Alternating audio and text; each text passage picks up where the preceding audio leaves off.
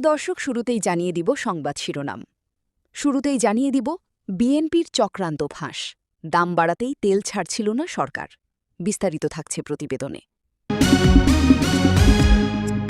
এদিকে জ্বালানি সংকটে অচল দেশ, আর তথাকথিত মন্ত্রী বলছেন ইতিহাসের সর্বোচ্চ মজুদ। বিস্তারিত থাকছে প্রতিবেদনে। আরও জানিয়ে দিব সেনাবাহিনীকে পঙ্গু বানাতে আমেরিকার সঙ্গে চুক্তি করে গেছেন ইউনূস। বিস্তারিত থাকছে প্রতিবেদনে। এদিকে আওয়ামী লীগ নিষিদ্ধের ইস্যুতে নাটক ফাঁস, আলোচনায় তারেক। বিস্তারিত থাকছে প্রতিবেদনে। আরও জানিয়ে দিব দেশে ফেরার সঙ্গে সঙ্গেই ক্ষমতায় বসবেন শেখ হাসিনা। বিস্তারিত থাকছে প্রতিবেদনে। এদিকে ৬ মাসের মধ্যেই মধ্যবর্তী নির্বাচন, অবশেষে ঘোষণা এল। বিস্তারিত থাকছে প্রতিবেদনে। আরও জানিয়ে দিব যুদ্ধবিরতির পর লেবাননের ৩৯টি গ্রামে ইসরায়েলের হামলা, হিজবুল্লাহ। বিস্তারিত থাকছে প্রতিবেদনে। এদিকে হরমুজ প্রণালী নিয়ে সৌদি যুবরাজের সঙ্গে ফোনালাপে চীনের প্রেসিডেন্টের বার্তা। বিস্তারিত থাকছে প্রতিবেদনে। আরও জানিয়ে দিব দিল্লিতে তুলকালাম, মুসলিম ভেবি হিন্দু ব্যক্তিকে গণপিটুনি। বিস্তারিত থাকছে প্রতিবেদনে। এবং সর্বশেষ জানিয়ে দিব ট্রাম্প যুদ্ধেও ব্যর্থ, আলোচনায়ও কিছু অর্জন সম্ভব নয়, ইরানি রাষ্ট্রদূত। বিস্তারিত থাকছে প্রতিবেদনে। এতক্ষণ শুনছিলেন সংবাদ শিরোনাম, এবারে বিস্তারিত। তার আগে ভিডিওটি ভালো লাগলে এবং সর্বশেষ আপডেট নিউজ পেতে চ্যানেলটি সাবস্ক্রাইব করুন। ধন্যবাদ। ট্যাঙ্কারে তেল উপচে পড়ছে, কিন্তু পাম্পে পাওয়া যাচ্ছে না। দেশীয় কোম্পানিগুলোর কাছে পেট্রোল ও অকটেনের পর্যাপ্ত মজুদ থাকলেও রহস্যজনক কারণে তা গ্রহণ করছে না সরকারি সংস্থা বাংলাদেশ পেট্রোলিয়াম কর্পোরেশন, বিপিসি। অভিযোগ উঠেছে, জ্বালানি তেলের দাম বাড়িয়ে জনপকেট কাটার দীর্ঘমেয়াদী চক্রান্তের অংশ হিসেবেই সরকার পরিকল্পিতভাবে এই কৃত্রিম সংকট জিইয়ে রেখেছিল। অনুসন্ধানে জানা গেছে, দেশে পেট্রোল ও অকটেনের মোট চাহিদার প্রায় ৭৫% পূরণ করে স্থানীয় ৫টি প্রতিষ্ঠান। এর মধ্যে সবচেয়ে বড় সরবরাহকারী বেসরকারি প্রতিষ্ঠান সুপার পেট্রোকেমিক্যাল পিএলসির ট্যাঙ্কারগুলো এখন তেলে টুইটম্বুর।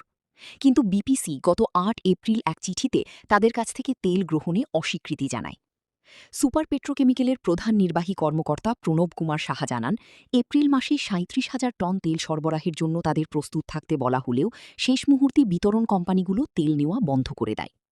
একদিকে দেশীয় অকটেন মজুতের সক্ষমতা ৫৩,০০০ টন ছাড়িয়ে বর্তমানে ৫৫,০০০ টনে দাঁড়িয়েছে, অন্যদিকে সরবরাহ রেশনিং করে বাজারে আতঙ্ক ছড়ানো হচ্ছে। বিশ্লেষকরা বলছেন, দাম বাড়ানোর ক্ষেত্র প্রস্তুত করতেই এই কৃত্রিম সংকট তৈরি করা হয়েছে। আজ রোববার থেকে সেই চক্রান্ত বাস্তবে রূপ নিয়েছে। একলাফে জ্বালানি তেলের দাম আকাশচুম্বী করা হয়েছে। অকটেন প্রতি লিটার ১৪০ টাকা, ২০ টাকা বৃদ্ধি। পেট্রোল প্রতি লিটার ১৩৫ টাকা, ১৯ টাকা বৃদ্ধি। ডিজেল প্রতি লিটার ১১৫ টাকা, ১৫ টাকা বৃদ্ধি। জ্বালানি তেলের পাশাপাশি এলপিজি গ্যাসের দামও এপ্রিল মাসে দ্বিতীয় দফায় বাড়ানো হয়েছে। ১২ কেজি সিলিন্ডারের দাম এখন ১,৯৪০ টাকা, যা গত মাসের তুলনায় ৫৯৯ টাকা বেশি। তেলের দাম বাড়ানোর ২৪ ঘণ্টা পার হতে না হতেই পরিবহন খাতের সিন্ডিকেটগুলো সক্রিয় হয়ে উঠেছে। বাস মালিক সমিতি ঢাকা ও চট্টগ্রামে ভাড়ায় ৬৪% এবং দূরপাল্লার বাসে ৩৭% বৃদ্ধির দাবি তুলেছে। লঞ্চের ভাড়াও ২৬ থেকে ৪২% বাড়ানোর প্রস্তাব দেওয়া হয়েছে। আজ সন্ধ্যায় ভাড়া নির্ধারণ কমিটির বৈঠকে এই জনবিরোধী সিদ্ধান্ত চূড়ান্ত হওয়ার কথা রয়েছে। রাজধানীর আরামবাগ, শাহবাগ, তেজগাঁও সহ দেশের বিভিন্ন প্রান্তে পেট্রোল পাম্পের সামনে ঘণ্টার পর ঘণ্টা দাঁড়িয়ে থাকছে মানুষ। কেউ ১৭ ঘণ্টা অপেক্ষার পর তেল পাচ্ছেন, কেউ ৫-৬ ঘণ্টা লাইনে দাঁড়িয়ে খালি হাতে ফিরে যাচ্ছেন। রাইড শেয়ার চালকের আয় কমেছে, চাকরিজীবীর কর্মঘণ্টা নষ্ট হচ্ছে, কোথাও কোথাও সিরিয়াল ভাঙা নিয়ে হাতাহাতি পর্যন্ত হচ্ছে। এই যখন মাঠের চিত্র, তখন বিদ্যুৎ ও জ্বালানি প্রতিমন্ত্রী অনিন্দ ইসলাম অমিত চট্টগ্রামের ইস্টার্ন রিফাইনারি পরিদর্শন করে ঘোষণা দিচ্ছেন, বাংলাদেশের ইতিহাসে এত বেশি জ্বালানি মজুত আর কখনো ছিল না। এই বৈপরীত্য নতুন কিছু না। বিএনপি ক্ষমতায় থাকলে এই ধরনের ঘোষণা আর বাস্তবতার ফারাক নিয়মিত ঘটনা হয়ে যায়। ২০০১ থেকে ২০০৬ সেই ৫ বছরের কথা যাদের মনে আছে, তারা জানেন কিভাবে দেশ চলে যখন বিএনপি ক্ষমতায় থাকে। লোডশেডিং, জ্বালানি সংকট, সিন্ডিকেটের হাতে বাজার জিম্মি, সেই পুরনো চেহারাটাই ফিরে এসেছে, শুধু সালটা বদলেছে। পাম্প কর্তৃপক্ষ বলছে ৩ গাড়ি তেলের চাহিদায় মিলছে ১ গাড়ি। ডিপো থেকে বরাদ্দ এত কম যে সার্বক্ষণিক তেল দেওয়া সম্ভব হচ্ছে না। মাঠের এই তথ্য আর প্রতিমন্ত্রীর দাবির মধ্যে যে বিশাল ফাঁক, সেটা নিয়ে সরকারের কোনো জবাবদিহি নেই। ফুয়েল পাস চালু হয়েছে বটে, কিন্তু কার্যকর হয়নি। এটা সমাধানের নামে আরেকটি ভাওতা। এখন যে সরকার ক্ষমতায়, তারা এসেছে 12 ফেব্রুয়ারি 2026-এর একটি নির্বাচনের মাধ্যমে, যেখানে দেশের প্রধান প্রধান রাজনৈতিক দলগুলো অংশ নেয়নি। জনগণের একটি বড় অংশ সেই নির্বাচনকে বয়কট করেছে। যে দলের জন্ম সেনানিবাসে, যার রাজনৈতিক ইতিহাস দুর্নীতি আর সন্ত্রাসে ঠাসা, সেই বিএনপি সেই নির্বাচন দিয়ে ক্ষমতায় বসে এখন দেশ চালাচ্ছে। এবং দেশ চালানোর নমুনা দেখা যাচ্ছে পাম্পের সামনের লম্বা লাইনে।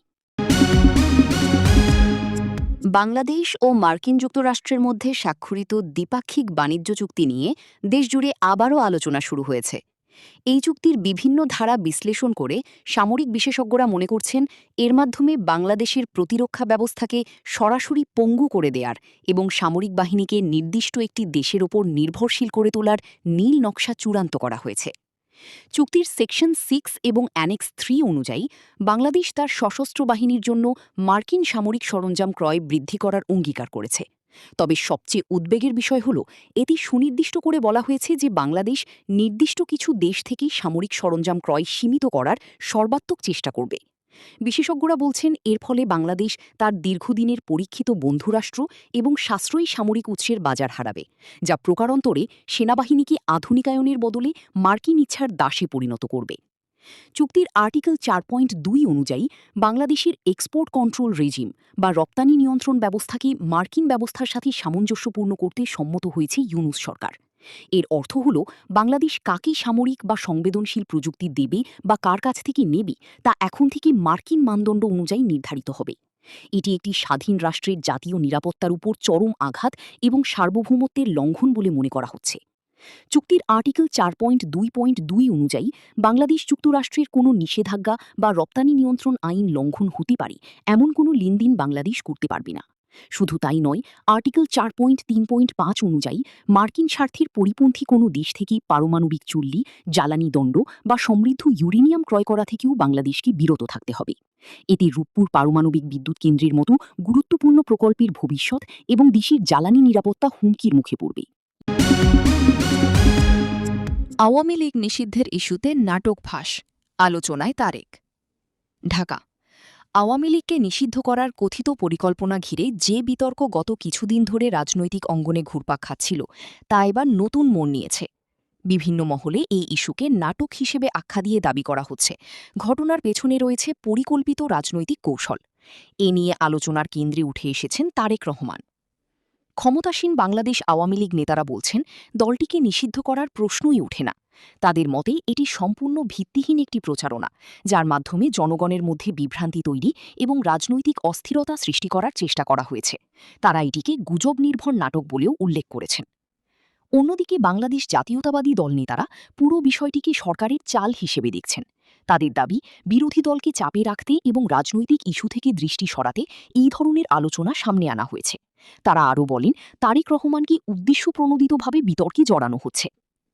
বিশ্লেষকদের মতে এই ইস্যু মূলত একটি ন্যারেটিভ যুদ্ধের অংশ, যেখানে রাজনৈতিক দলগুলো নিজেদের অবস্থান শক্ত করতে নানা ধরনের ইস্যু সামনে আনে। আওয়ামী লীগ নিষিদ্ধের মতো সংবেদনশীল বিষয়কে ঘিরে যে আলোচনা তৈরি হয়েছে, তা জনমনে বিভ্রান্তি সৃষ্টি করতে পারে বলেও তারা মনে করছেন। আইন বিশেষজ্ঞরা বলছেন, বাংলাদেশের সংবিধান অনুযায়ী কোনো বড় রাজনৈতিক দলকে নিষিদ্ধ করা সহজ নয়। এর জন্য প্রয়োজন সুস্পষ্ট আইনি ভিত্তি এবং বিচারিক প্রক্রিয়া, যা সময় সাপেক্ষ। তাই রাজনৈতিক বক্তব্যে বিষয়টি যতটা সহজভাবে তুলে ধরা হচ্ছে, বাস্তবে তা অনেক জটিল। এদিকে সামাজিক যোগাযোগ মাধ্যমে বিষয়টি নিয়ে ব্যাপক আলোচনা চলছে। কেউ এটিকে নিছক গুজব হিসেবে দেখছেন, আবার কেউ মনে শেখ হাসিনা বাংলাদেশের রাজনীতির একটি কেন্দ্রীয় ব্যক্তিত্ব এবং বাংলাদেশ আওয়ামী লীগের সভাপতি। তবে কোনো ব্যক্তি দেশে ফিরলেই সরাসরি ক্ষমতায় বসতে পারবেন এমন কোনো সাংবিধানিক বা প্রাতিষ্ঠানিক ব্যবস্থা নেই। বাংলাদেশে সরকার গঠন নির্ভর করে মূলত নির্বাচনের ফলাফলের ওপর। সাধারণত বাংলাদেশ নির্বাচন কমিশন জাতীয় নির্বাচন আয়োজন করে এবং সেই নির্বাচনে সংখ্যাগরিষ্ঠতা পাওয়া দল বা জোট সরকার গঠন করে। সেই দলের নেতা বা মনোনীত ব্যক্তি প্রধানমন্ত্রী হন। তাই শেখ হাসিনা দেশে ফিরলে তিনি রাজনৈতিকভাবে সক্রিয় হতে পারেন, দলীয় কর্মকাণ্ডে নেতৃত্ব দিতে পারেন, কিন্তু ফিরেই ক্ষমতায় বসা নির্ভর করবে নির্বাচনী প্রক্রিয়া, সংসদীয় সমীকরণ এবং রাজনৈতিক বাস্তবতার ওপর। রাজনীতিতে অনেক সময় এমন বক্তব্য স্লোগান বা রাজনৈতিক বার্তা হিসেবে ব্যবহার হয়, কিন্তু বাস্তব কাঠামোটা থাকে ভিন্ন। যদি আপনি চান, আমি বর্তমান রাজনৈতিক পরিস্থিতি অনুযায়ী সম্ভাব্য দৃশ্যপটগুলো ব্যাখ্যা করে দিতে পারি। দীর্ঘ জল্পনা কল্পনার অবসান ঘটিয়ে অবশেষে ৬ মাসের মধ্যে মধ্যবর্তী নির্বাচন আয়োজনের ঘোষণা এসেছে, এমন খবর ঘিরে রাজনৈতিক অঙ্গনে শুরু হয়েছে তীব্র আলোচনা। তবে সংশ্লিষ্ট কর্তৃপক্ষের আনুষ্ঠানিক অবস্থান ও বাস্তব প্রক্রিয়া নিয়ে এখনও রয়েছে নানা প্রশ্ন। নির্বাচন সংক্রান্ত যে কোনো ঘোষণার ক্ষেত্রে মূল দায়িত্বে থাকে বাংলাদেশ নির্বাচন কমিশন। এখন পর্যন্ত এই সংস্থার পক্ষ থেকে স্পষ্ট ও আনুষ্ঠানিকভাবে ৬ মাসের মধ্যে মধ্যবর্তী নির্বাচন আয়োজনের ঘোষণা দেওয়া হয়েছে এমন নির্ভরযোগ্য তথ্য প্রকাশে আসেনি। ফলে বিষয়টি নিয়ে বিভ্রান্তি তৈরি হয়েছে। রাজনৈতিক বিশ্লেষকদের মতে, মধ্যবর্তী নির্বাচন বলতে সাধারণত বোঝায় নির্ধারিত সময়ের আগেই সংসদ ভেঙে নতুন নির্বাচন আয়োজন করা। তবে বাংলাদেশের সংবিধান অনুযায়ী এমন পরিস্থিতি তৈরি হতে হলে নির্দিষ্ট রাজনৈতিক ও সাংবিধানিক প্রক্রিয়া অনুসরণ করতে হয়, যেমন সংসদ ভেঙে দেওয়া বা সরকার পদত্যাগ করা। এদিকে বিভিন্ন রাজনৈতিক দলের পক্ষ থেকে ভিন্নমুখী প্রতিক্রিয়া দেখা যাচ্ছে। ক্ষমতাসীন বাংলাদেশ আওয়ামী লীগের নেতারা এই ধরনের খবরকে গুজব বা বিভ্রান্তিকর বলে উল্লেখ করছেন। অন্যদিকে বিরোধী শিবির, বিশেষ করে বাংলাদেশ জাতীয়তাবাদী দলের নেতারা বরাবরের মতোই দ্রুত নির্বাচনের দাবি জানিয়ে আসছেন, যদিও তারা আনুষ্ঠানিক ঘোষণার সত্যতা নিয়ে সতর্ক অবস্থানে রয়েছেন। বিশেষজ্ঞরা বলছেন, নির্বাচন সংক্রান্ত যে কোনো তথ্যের ক্ষেত্রে নির্ভরযোগ্য উৎস অত্যন্ত গুরুত্বপূর্ণ, কারণ এ ধরনের খবর জনমনে প্রত্যাশা ও রাজনৈতিক উত্তেজনা বাড়াতে পারে। তারা গণমাধ্যম ও সামাজিক যোগাযোগ মাধ্যমে ছড়িয়ে পড়া তথ্য যাচাই করে দেখার পরামর্শ দিয়েছেন। সাধারণ মানুষের মধ্যেও বিষয়টি নিয়ে কৌতূহল দেখা গেছে। কেউ আশা করছেন দ্রুত নির্বাচন হলে রাজনৈতিক অচলাবস্থা কমতে পারে, আবার কেউ মনে করছেন এটি শুধুই গুজব, যার মাধ্যমে পরিস্থিতি উত্তপ্ত করার চেষ্টা করা হচ্ছে।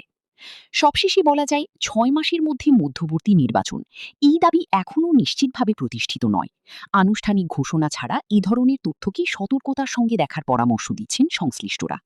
আগামী দিনে নির্বাচন কমিশন বা সরকারের পক্ষ থেকে কোনো স্পষ্ট সিদ্ধান্ত এলে তখনই বিষয়টি পরিষ্কার হবে।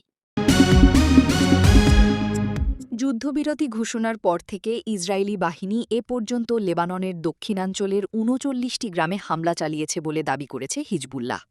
সোমবার হিজবুল্লার মিত্র ও লেবাননের জ্যেষ্ঠ রাজনীতিবিদ আলী হাসান খালিল এই তথ্য জানিয়েছেন। লেবাননের পার্লামেন্ট স্পিকার নাবিহ বেরির শীর্ষ সহযোগী আলী হাসান খালিল বলেন, ইসরায়েলি বাহিনীর চালানো শক্তিশালী বিস্ফোরণে বেসামরিক নাগরিকদের ঘরবাড়ি ধ্বংস হয়েছে এবং গ্রামগুলোতে বিভিন্ন মাত্রায় ক্ষয়ক্ষতি হয়েছে। তবে ইসরায়েলি সামরিক বাহিনীর দাবি, তারা লেবাননের দক্ষিণাঞ্চলে হিজবুল্লার অবকাঠামো লক্ষ্য করে এসব অভিযান পরিচালনা করছে। গত বৃহস্পতিবার মধ্যরাত থেকে লেবানন ও ইসরায়েলের মধ্যে যুদ্ধবিরতি কার্যকর হয়েছে, কিন্তু যুদ্ধবিরতি চুক্তি লঙ্ঘন করে হামলা চালিয়ে যাচ্ছে ইসরায়েল। জবাবে হিজবুল্লাহ পাল্টা হামলা চালাচ্ছে। শি জিনপিং সৌদি আরবের যুবরাজের সঙ্গে ফোনালাপে বলেছেন, হরমুজ প্রণালী সবসময় খোলা রাখা উচিত এবং আন্তর্জাতিক বাণিজ্যের স্বাভাবিক চলাচল নিশ্চিত করতে হবে।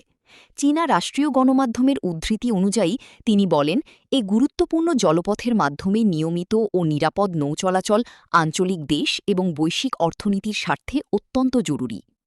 এই বক্তব্য এমন সময়ে এসেছে যখন অঞ্চলটিতে যুক্তরাষ্ট্র ইরান উত্তেজনা ও নৌবাণিজ্য নিয়ে টানাপোড়েন চলছে। প্রতিবেদনে বলা হয়েছে, সংঘাত ও অবরোধের কারণে হরমুজ প্রণালীতে জাহাজ চলাচল ব্যাহত হওয়ার ঝুঁকি তৈরি হয়েছে। চীন একই সঙ্গে মধ্যপ্রাচ্যে দ্রুত যুদ্ধবিরতি এবং কূটনৈতিক সমাধানের আহ্বান জানিয়েছে, যাতে বৈশ্বিক জ্বালানি সরবরাহ ও সমুদ্রপথের স্থিতিশীলতা বজায় থাকে। সাম্প্রতিক তথ্য অনুযায়ী চীন সৌদি নেতৃত্বের সঙ্গে সমন্বয় বাড়িয়ে আঞ্চলিক স্থিতিশীলতা রক্ষার উপর জোর দিচ্ছে, কারণ এই পথ চীনের জ্বালানি আমদানির জন্য অত্যন্ত গুরুত্বপূর্ণ। চীন সরাসরি সংঘাতের বদলে সমুদ্রপথ খোলা ও কূটনৈতিক সমাধানের পক্ষে অবস্থান নিয়েছে। দক্ষিণ পশ্চিম দিল্লির অভিজাত উপশহর দ্বারকায় গবাদি পশু পরিবহনের সন্দেহে এক ব্যক্তিকে একদল উন্মত্ত লোক সংঘবদ্ধভাবে মারধর করেছে বলে অভিযোগ উঠেছে। এই ঘটনার একটি ভিডিও সোশ্যাল মিডিয়ায় ছড়িয়ে পড়ার পর ব্যাপক চাঞ্চল্য ও উদ্বেগের সৃষ্টি হয়েছে। সংবাদ মাধ্যমের প্রতিবেদন অনুযায়ী আক্রান্ত ব্যক্তির নাম সঞ্জয় শর্মা। তিনি একটি মৃত পশুকে সমাধিস্থ করার জন্য নিয়ে যাচ্ছিলেন। সেই সময় উগ্র হিন্দুত্ববাদী সংগঠন বজরং দলের সাথে যুক্ত বলে পরিচিত একটি গোষ্ঠী তাকে বাধা দেয় এবং আক্রমণ করে। হামলাকারীদের সন্দেহ ছিল যে তিনি অবৈধ গবাদি পশু পাচারের সঙ্গে জড়িত। তবে ঘটনার মোড় ঘুরে যখন জানা যায় যে আক্রান্ত ব্যক্তি মুসলিম নন, বরং একজন হিন্দু। হামলাকারীরা তাকে ধর্মীয় পরিচয়ের ভিত্তিতে ভুল বুঝে আক্রমণ করেছিল। প্রত্যক্ষদর্শীদের দাবি, পুলিশ কর্মীদের উপস্থিতিতেই এই ঘটনা ঘটেছে। এলাকার এক বাসিন্দা জানান, সবার সামনে তাকে পিটানো হচ্ছিল। পুলিশ সেখানে উপস্থিত ছিল, কিন্তু তা সত্ত্বেও আক্রমণ থামেনি। অনলাইনে ছড়িয়ে পড়া একটি ভিডিওতে দেখা গেছে, যার সত্যতা স্বাধীনভাবে যাচাই করা সম্ভব হয়নি। একদল লোক ওই ব্যক্তিকে ঘিরে ধরে মারধর করছে এবং আশেপাশে আরও অনেকে দাঁড়িয়ে রয়েছে। ইরানের বিরুদ্ধে যুদ্ধ করে যুক্তরাষ্ট্রের প্রেসিডেন্ট ডোনাল্ড ট্রাম্প যা অর্জন করতে পারেননি, তা আলোচনার মাধ্যমেও সম্ভব নয় বলে মন্তব্য করেছেন রাশিয়ায় নিযুক্ত ইরানি রাষ্ট্রদূত কাজেম জালালি। সোমবার ২০ এপ্রিল রুশ সংবাদমাধ্যম ভেদোমস্তিকে দেওয়া এক সাক্ষাৎকারে তিনি একথা বলেন। কাজেম জালালি বলেন, তারা দাবি করেছিল কয়েকদিনের মধ্যেই পুরো ইরান জয় করবে এবং সরকার পরিবর্তন ঘটাবে, কিন্তু বাস্তবে তারা তাদের কোনো লক্ষ্যেই সফল হয়নি। ইরানের বিরুদ্ধে যুক্তরাষ্ট্র ও ইসরায়েলের হামলা ব্যর্থ হয়েছে। তিনি আরও বলেন, যুদ্ধ চলাকালে যুক্তরাষ্ট্রের অবস্থান নাটকীয়ভাবে পরিবর্তিত হয়েছে। প্রথমে তারা সরকার পরিবর্তনের কথা বলেছিল, পরে সেই অবস্থান থেকে সরে এসে এখন শুধু হরমুজ প্রণালী খুলে দেওয়ার কথা বলছে। এমনকি তাদের ঘোষিত নৌ অবরোধেরও কোনো কার্যকারিতা নেই, বলেন তিনি। জালালির দাবি, যুদ্ধ ইরানকে দুর্বল করার বদলে দেশটির সংকল্প আরও দৃঢ় করেছে। তিনি বলেন, পরবর্তী যে কোনো পদক্ষেপ মোকাবিলায় আমাদের লোহার মতো দৃঢ় ইচ্ছাশক্তি রয়েছে। এছাড়া তিনি উল্লেখ করেন, যুদ্ধবিরতির পর যুক্তরাষ্ট্র প্রথমে তাদের ১০ দফা প্রস্তাব মেনে নিলেও পরে সেখান থেকে সরে আসে। সবশেষে জালালি বলেন, ট্রাম্প যুদ্ধে যা অর্জন করতে পারেননি তা আলোচনায়ও আর পারবেন না। আলোচনার অর্থ হচ্ছে উভয় পক্ষকে এমন ছাড় দিতে হবে যেখানে দুই পক্ষই নিজেদের বিজয়ী মনে করতে পারে।